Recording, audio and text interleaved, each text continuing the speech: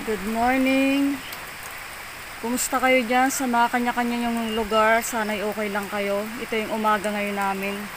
Matapos kagabing dayuhin kami ng bagyong si Enteng. Signal number 2 dito sa Camarines Sur, dito sa Bicol. Ayan, ngayong umaga. Yung aming tanim sitaw. Yan, tulad ng dati kapag may bagyo, masama ang panahon. Yung aming kulungan ng manok na tumba. Tapos yung mga tanim namin na sitaw nasira. Yung aming mga puno ng papayo dun sa likod, natumba rin. Ayan, thank you Lord kasi okay naman itong bubong ng aming kusina. Sabi niya kahit unang nabigyan ng pagsubok, okay naman siya. Saan kung saan man kayong lugar naroroon ngayon sa mga dinadaanan ng bagyong si Enteng. Sana'y okay lang kayo. Keep safe po sa ating lahat. Ayan, kami dito ay ganito. Ang panahon talaga minsan ay hindi natin inaasahan na dumarating ang ganito. Pero pasalamat naman kami kasi ganito lang naman yung nangyari sa amin. Sana sa iba wag nang umabot pa yung ganito. Sana okay din lang sila. Talagang normal lang na ganyan, masisira yung mga halaman. Papatakad yung mga palapa sa puno ng niyog. Tapos yung mga kahoy nagkakanda, bali-bali. Yung iba talagang may nasira din lalo yung saging. Tara i-check natin mga kagala dito sa kabila kung anong nangyari dito. Oh. Ito yung nangyari sa aming terrace ngayon. Basang-basa. Kasi gawa ng hangin paggabi galing dito sa dagat. Nadilim pa rin yung parting may dagat. Ayun yung aming halaman, sira din. Tapos ayun yung mga sitaw namin. Okay lang yan, mahalaga okay tayo. Bawi na lang ulit. Tapos ito yung aming terrace nangyari. Yung hardiplex namin, binaba namin kagabi para hindi ganun bumagsak kasi yung iba nagbagsakan na. Iba ka mabasag, sayang naman. Kaya ginanya na talaga namin siya. Ha? Ano yung manok ang namatay? Sayang. Sa lamig? Silingling. Ay, silingling? Wala ka na pati. Paanong namatay? Nadaganan? Hindi, baka nilamig. Isilong kaya natin yung iba, kawawa naman. May silong man eh. May bubong naman sila, hindi mo nawala. Nakakagala, namatay daw yung isang manok namin, silingling. Gayak na sana namin yung katayin nung nakaraang araw, kaya lang sabi namin sa kana. Ayun, namatay pala siya. Ayun, nandun sa may puno ng nakahiga. Wawa naman. Saan mo banda nakita? Nasa may na talaga. Sa loob naman, sa loob ng bubong nila, hindi mo naman bubong. Talaga nilamig lang talaga siya. Hindi mo sira yung bubong nila. Si Ruda at si Ruda, ayos naman. Nabagsakan pa na yung bubong baboy niya.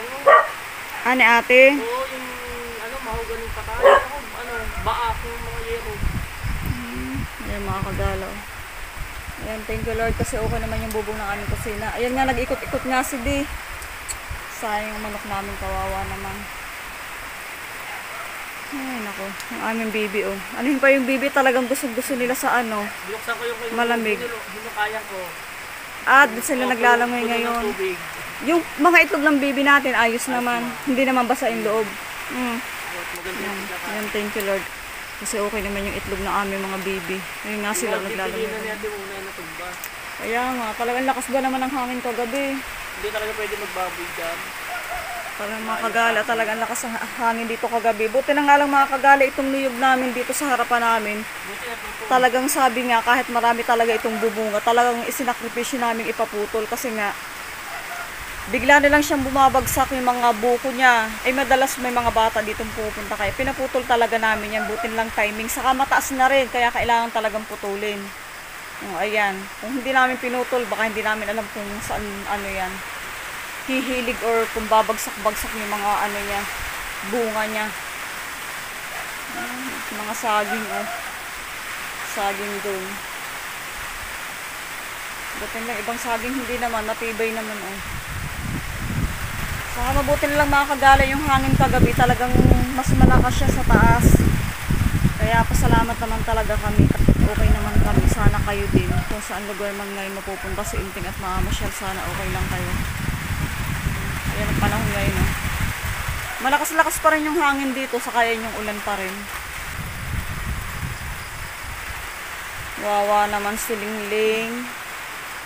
Namatay na si Lingling namin.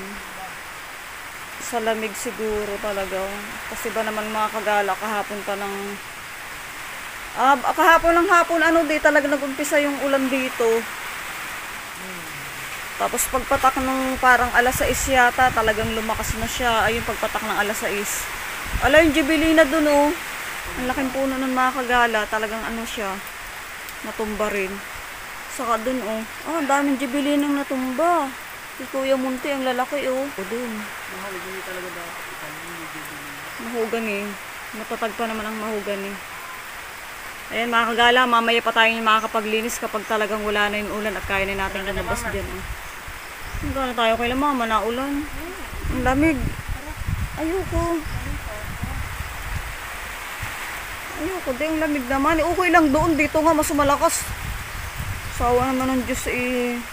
Okay naman tayo eh, doon pa kaya. Doon daw, wala ng hangin. Bibisitahin sana namin si mama, kaya lang mamaya na pagtila na at napakalakas naman ng ulan na ang lamig pa. Tinatamad ako magbasa. Mamaya pa tayo makakapagligpit mga kagala kapag tumila na yung ulan. Ayan, thank you Lord. Basta thank you Lord pa rin. Ha? Mga chat. Ay, okay lang mga kagala. Ni-update ko lang sa inyo ngayon yung nangyari sa amin dito. Naway maging okay lang tayo lahat at mag-ingat tayong lahat mga kagala. Okay lang yan talaga. Minsan pinagdadaanan tayo ng mga pagsubok sa ating buhay. Pero sabi nga, kaya natin yan. Pasalamat pa rin tayo sa Panginoon. Ingat kayo mga kagala palagi. Ayan, salamat. Ingat kayo. Bye-bye.